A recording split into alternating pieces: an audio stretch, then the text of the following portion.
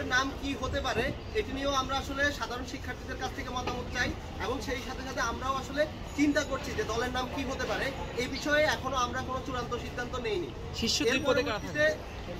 দলীয় লেজুর ভিত্তির কথা, অন্যান্য ছাত্র সংগঠনগুলোর কথা যে উদাহরণটি বারবার চলে আসে, সেখানে হচ্ছে একটি বিষয় লক্ষ্য করবেন যে আসলে এই সংগঠনগুলো কিভাবে পরিচালিত হয়, এই পরিচালনার বিষয়ে অন্য কোনো সংগঠন হস্তক্ষেপ করতে পারে কিনা এই বিষয়টি আসলে নির্ধারণ করে কোনো দল সে কি আসলে লেজুর ভিত্তিক নাকি হচ্ছে সে স্বয়ংসম্পূর্ণভাবে নিজে থেকে ওই সিদ্ধান্তগুলো নিতে পারে।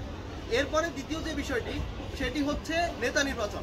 আমরা দেখেছি বাংলাদেশের অনেকগুলো রাজনৈতিক দলের মধ্যেই সেখানে আসলে নেতা নির্বাচন, ছাত্র সংগঠনগুলোর নেতৃত্ব নির্বাচিত হয় মাদার সংগঠন বা মাতৃ সংগঠনের ভিত্তিতে, তাদের প্রেফারেন্সের ভিত্তিতে কে কে নেতা হবে তাকে সিলেক্ট করা হয়। আমরা আপনাদেরকে অলরেডি বলেছি আমাদের এখানে ইন্টারনাল কাউন্সিলিংয়ের মাধ্যমে গণতান্ত্রিক প্রক্রিয়ার মাধ্যমে নেতা নির্বাচিত হবে এবং আপনারা খুব দ্রুত দেখতে পারবেন যে আমাদের মধ্যে এই লেজুর ভিত্তি আছে কিনা। যদি আমাদের মধ্যে লেজুর ভিত্তি থাকে আপনারা আমাদেরকে প্রশ্ন করতে পারেন, আমরা আপনাদেরকে ওয়াদা করছি যে আমরা ওই লেজুর ভিত্তির দিকে যাব না এবং যদি কখনো যাই সেই জায়গাটা আপনারা আমাদেরকে আইডেন্টিফাই করে দেবেন। অন্য সংগঠনগুলোর সাথে আমাদের পার্থক্যটা এখানে থাকবে, আপনারা আমাদেরকে ফ্রিলি ক্রিটিসাইজ করতে পারবেন এবং আমাদের যদি কোনো লেজুর ভিত্তির জায়গাটা আপনারা লক্ষ্য করেন সেটা নিয়ে হচ্ছে আপনারা কথা বলবেন। এর পরবর্তীতে ছাত্র সংসদ কেন্দ্রিক একটি প্রশ্ন এসেছে। ছাত্র সংসদের সাথে আমাদের যে রাজনৈতিক নতুন ছাত্র সংগঠন গঠন হচ্ছে তার মধ্যে আসলে কোনো দ্বন্দ্ব নেই, কোনো পার্থক্য নেই। আমাদের যদি আপনারা 9 দফা দেখেন সেখানে 7ম দফায় স্পষ্ট লেখা ছিল যে লেজুর ভিত্তিক ছাত্র রাজনীতির আমরা নিষিদ্ধ চাই।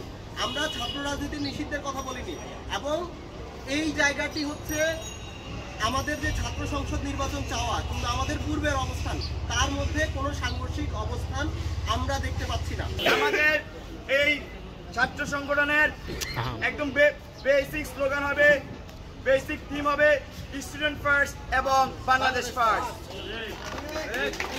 সাংবাদিক বন্ধুরা, আপনাদের স্পেসিফিক আমরা আমাদের দুজন বক্তা যে কথা বলেছেন তার পরিপ্রেক্ষিতে যদি স্পেসিফিক কারো কোনো প্রশ্ন থাকে একটু স্পেসিফিক প্রশ্ন করবেন। হ্যাঁ ভাই, শীঘ্রই এই মাসের শেষ দিকে এই নতুন রাজনৈতিক দল আসতে যাচ্ছে, সেই রাজনৈতিক দল কি আপনাদের মাদার সংগঠন হবে? যদিও বাকি ক্লিয়ার করছে যে আমরা না স্টিল আমার যে আবু বকর মজুমদার যেটি বলেছেন, বাংলাদেশের কোনো রাজনৈতিক দল যে রাজনৈতিক দল সামনে আসার কথা আমরা শুনছি কিংবা যে সকল রাজনৈতিক দল ইতিমধ্যে প্রতিষ্ঠিত হয়েছে কোনো ছাত্র সংগঠনের লেজুর ভিত্তি, কোনো ছাত্র সংগঠনকে মাদার পার্টি মানা, এই সকল কিছুর বিরুদ্ধে আমরা কোনো মাদার পার্টির সঙ্গে আমাদের কোনো সংযোগ থাকবে না, আমরা কোনো লেজুর ভিত্তি করবো না। গত বাংলাদেশ স্বাধীনের পরে গত 54 বছর আমরা যেটা দেখেছি প্রত্যেকটি ছাত্র সংগঠন মাদার পার্টি হিসেবে মাদার পার্টির এজেন্ডাকে আমাদের বাস্তবায়ন করে, আমরা সেই রকম করে মাদার পার্টির কোনো রকমের কোনো এজেন্ডা বাস্তবায়ন থাকবে না। আমাদের এই ছাত্র সংগঠনের ভিত্তি হবে জুলাই গণঅভ্যুত্থান এবং জুলাই গণঅভ্যুত্থানের মাধ্যমে শিক্ষার্থীদের রায় দিয়েছে সেই রায়।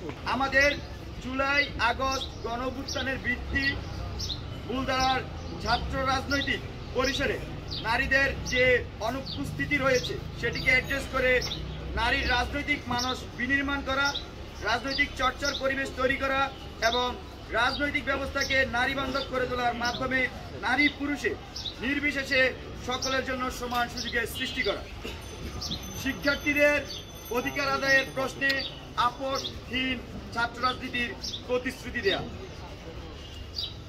আদর্শিক বাইনারির